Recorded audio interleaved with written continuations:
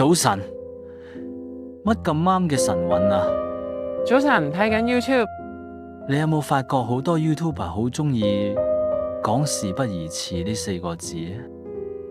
係喎，幾乎個個 intro 都一定會講事不宜遲去片。點解佢哋講極都唔悶嘅呢？其實係咪可以諗下用第二句呢？例如呢，珍惜光陰去片，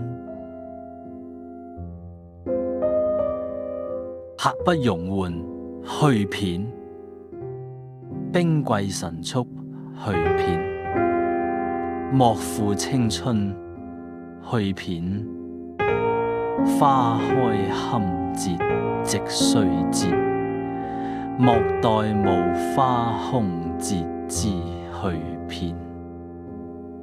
明日復明日，萬事成蹉跎去片，莫等閒，白了少年頭去片，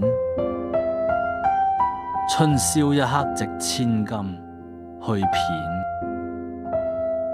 哇！你講呢啲恐防唔係人人都聽得明喎。嗱嗱聲去片，廣東話聽得明啦啩？